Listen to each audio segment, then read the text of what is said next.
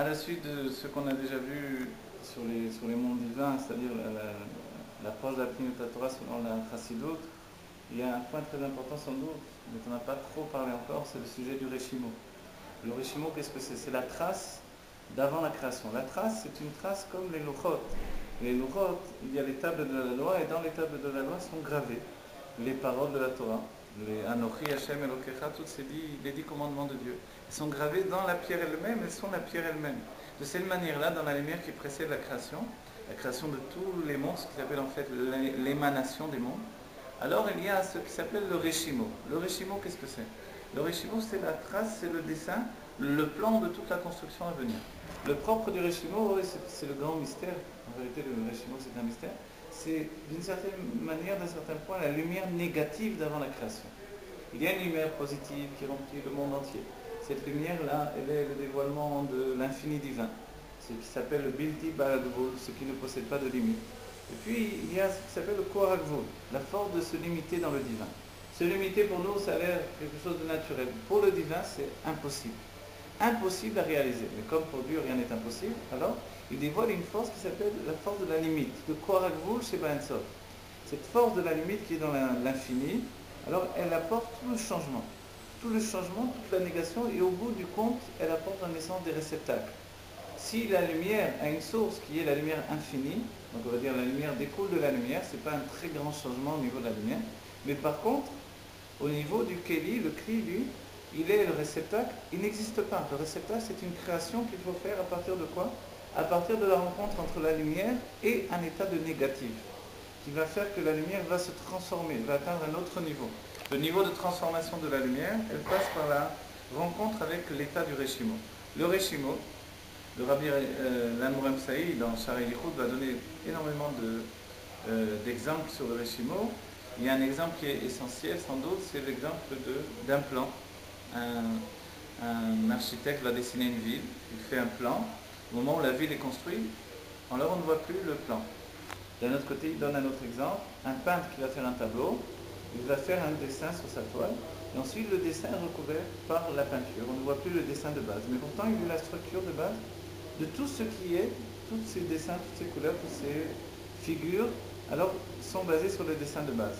D'un autre point, il donne une image encore plus spirituelle, il explique, quand on prend une pierre, qu'on la jette dans l'air, alors la force qui va accompagner la pierre tout le temps où la pierre va monter, cette force-là, c'est la force qui est la force du bras.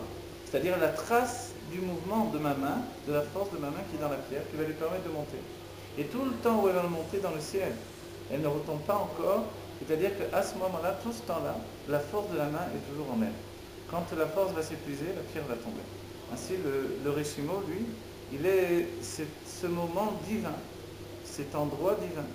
Il est la base de l'endroit même, il est l'endroit dans l'endroit, il est le plan qui était là pour toujours et avant toute chose.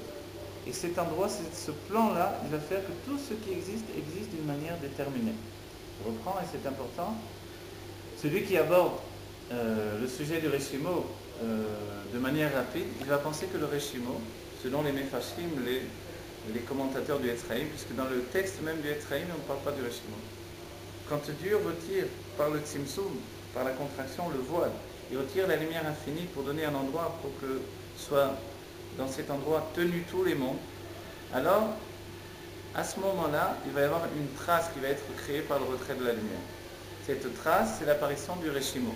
L'apparition du Reshimo, donc, c'est le dessin, le plan de la création qui apparaît tout à coup. Ceux qui lisent ceci la première fois, le Reshimo là-bas, il est cité juste comme une note dans le Etzraïm, et non pas dans le texte même.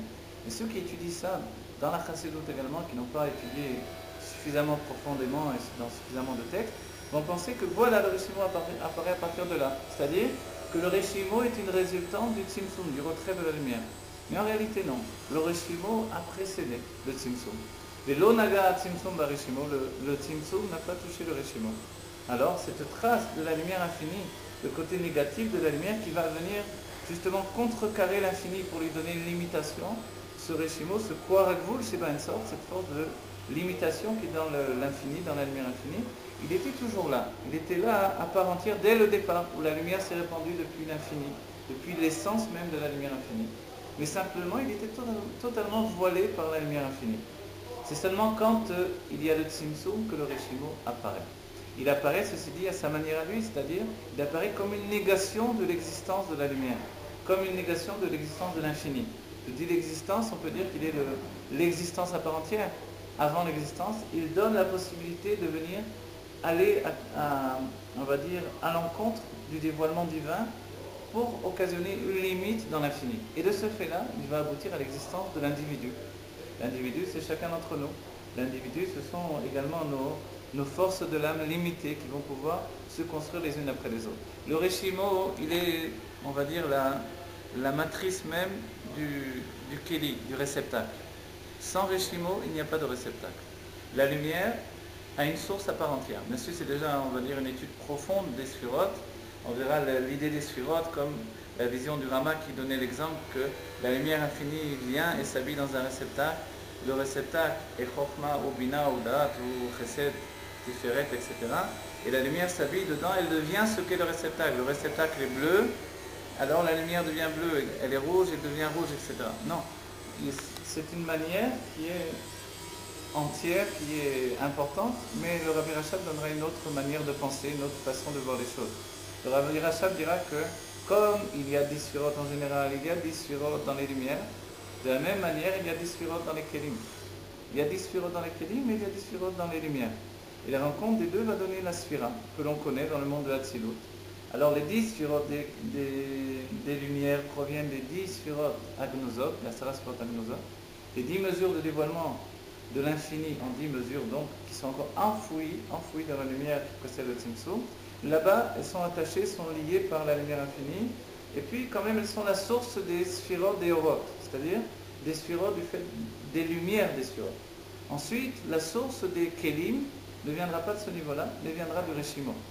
Et c'est la rencontre des deux. Lorsque le Kava Ensor va venir pénétrer dans le Chalal Apanoui, l'endroit qui lui a été donné pour construire les mondes, alors la ligne de lumière infinie, porteuse de la même lumière qui a précédé, qui était auparavant là, dans cet endroit-là spirituel, elle s'est retirée par le Tzimtzum, elle revient dans une ligne de lumière infinie, mais qui se limite.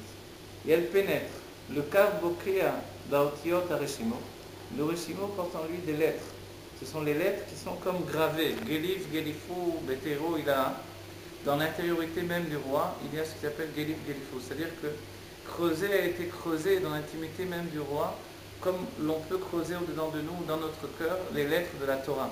Chacun de nous, nous possédons une Torah intérieure, c'est-à-dire la Torah exprimée dans notre personnalité. Personnalité, c'est même le chidouche du Mishneh Torah. Mishneh Torah, c'est comme de dire une seconde Torah. La répétition de la Torah qui a précédé dans tous les 4 livres précédents, qui étaient uniquement la Torah de Dieu. Tout à coup, Moshe Rabbeinu nous montre comment on doit se conduire par rapport à la Torah. C'est-à-dire, on doit être capable d'affirmer la Torah à notre manière à nous. Et c'est possible uniquement que par le Reshimo. Le Reshimo, il introduit la lumière divine qui est infinie dans une personnalité. Cette personnalité, elle a été voulue par Dieu, elle a été réfléchie depuis la Shara, l'évaluation qui a précédé la création. Et le Reshimo, d'un certain point de vue, il est une résultante de cette Ashara, où il est, on va dire, en un seul niveau avec l'Ashara. Mais lui, il est déjà le plan divin de la construction à venir. Si bien que quand la lumière infinie pénètre dans un endroit qui est vide de toute chose, on peut dire, qu'est-ce qui va se construire ici? Tout ne peut se construire qu'au hasard, entre guillemets. Mais voilà que le plan est déjà en place. Et quand la lumière s'est retirée, le plan est apparu. Et le plan, il n'est pas une apparition de dévoilement, comme on peut l'entendre, mais une apparition de négation du dévoilement. La lumière qui porte le dévoilement va rencontrer la négation du dévoilement, et la rencontre des deux va donner la naissance des réceptacles. Le réceptacle, il vient du fait que la lumière va découvrir, en rencontrant le Reshimo, qu'elle porte en elle 2 niveaux. Un niveau d'infini véritable et un niveau d'infini qui peut également se limiter. Elle porte à la fois le Koar Agvul, la force de la limitation, et le Koar Bilki Balavul, la force de l'infini véritable. Et c'est le Reshimo qui va dévoiler cette dualité dans la lumière. Dès que la dualité est mise à jour, si l'on peut dire, le Reshimo c'est presque la nuit plus que le jour, alors la lumière va se scinder en 2. Et une part de la lumière va rester en bas, tandis qu'une autre part de la lumière va remonter à sa source. C'est ce qui s'appelle les droshim, les enseignements dans le Etraim de maté, vélo maté. La lumière parvient et puis elle se retire. Le maté vélomaté, il est le pendant du Ratzor Veshov. À partir du monde de Bria, il y a ce qui s'appelle Ratzor Veshov. La lumière remonte à sa source et puis elle redescend vers la Metziut, vers l'existence. Le maté vélomaté, c'est la lumière qui part de la source et qui va vers l'existence et qui retourne à la source à nouveau. Il y a ce mouvement du haut vers le bas, et puis comme il y a un mouvement du bas vers le haut. Et cette rencontre donc de la lumière avec l'endroit de Shlichut d'un certain point de vue, la Shlichut c'est construire le monde, alors la lumière arrive, elle découvre la Shlichut par le biais du Reshimot, elle se confronte à cette Shlichut, à cette mission dans le monde de construire le monde, elle se scinde en deux parties. On peut dire que nous aussi dans notre construction personnelle, on découvre le Reshimot et on découvre le fait de se scinder en deux parties. C'est-à-dire que l'une des difficultés dans la psychologie du Baal Shuvah, c'est que quand il vient à la Torah, il découvre finalement qu'il y a une part de lui qui ne l'a pas suivi. Il y a une part de lui qui est totalement donnée à Torah et Mitzvot, et puis une part de lui qu'il a quittée. À un certain moment, cette part de lui qu'il a quittée va revenir à nouveau. C'est le maté vélomaté qui veut dire qu'il parvient et qu'il ne parvient pas. Elle revient à nouveau, et tout à coup, il se rend compte qu'il y a tout un état de désir qui était en lui, qui ne s'est pas exprimé. Alors il désira l'exprimer de nouveau. Et c'est la rencontre de cet état précédent, de l'état à venir, qui va construire son monde personnel, qui va lui donner un réceptacle nouveau d'expression. Et de cette manière-là, le Reshimot, il est d'une certaine manière le message établi avant que les mondes ne soient créés, avant même qu'il y ait le Tzimtzum, il est là, enfoui au-dessous de tout. Il n'a pas bougé. Rien n'a touché le Reshimot, rien ne peut entamer en fait sa force, sa puissance qui est inébranlable. Il est la force de la négation, on va dire la force du Gvul Sheba Ein Sof, la force de la limite. Limiter l'infini, c'est une nécessité. Pourquoi? C'est une nécessité pour apporter la Géoula, au bout du compte. Qu'est-ce que c'est la Géoula? C'est que les mondes infinis aboutissent à un message divin qui s'humanise dans la personnalité, ce qui s'appelle Dira Batartonim. Sans le Reshimot, il n'y a pas de Tartonim. Il y a une infinité de lumière infinie et de monde infini, mais il n'y a jamais de monde tarton, de monde inférieur. Le monde inférieur n'existe pas. Pourquoi? Parce qu'il n'a pas conscience de l'existence. Le Reshimot va permettre la conscience de l'existence par la naissance du Keli. Ce qu'il y a d'extraordinaire, c'est que le Kli, le réceptacle qui va venir du Reshimot, ne connaît pas sa source. Il naît depuis une source interrompue. Il naît depuis une source, c'est-à-dire il est complètement déconnecté de sa source, et de ce fait-là, il va apparaître comme quelqu'un de neuf totalement. C'est ce que nous devons être aujourd'hui à la veille de la Géoula, devenir un juif totalement nouveau. Un juif qui ne connaît plus sa source et qui devient un autre juif, un juif qui n'a jamais connu l'exil. C'est ce que l'on doit être aujourd'hui. Voilà, que l'on vive la Géoula et que le Reshimot le voie de nos yeux. On voit le plan de la création, qu'on découvre que chacun d'entre nous, on avait un Reshimot personnel, que ce que l'on a fait dans notre vie, dans toutes nos vies passées, ce n'était pas un hasard, mais la volonté de Dieu depuis, on va dire la nuit des temps, c'est un terme très flou, bien avant le Tzimtzum Arishon, bien avant la contraction qui a, et le voile qui a créé tous les mondes, il y avait le Reshimot. Le plan de la création était en place. Et évidemment, dans ce plan, il y a une chose nécessaire, c'est la Géoula Amitid Ve'Ashlema, elle était toujours là, avec le Rabbi Melach Mashiach. Alors nous, on va le recevoir, on va lui dire, Yechel Omninu, Rabbi Melach Mashiach. Très bien.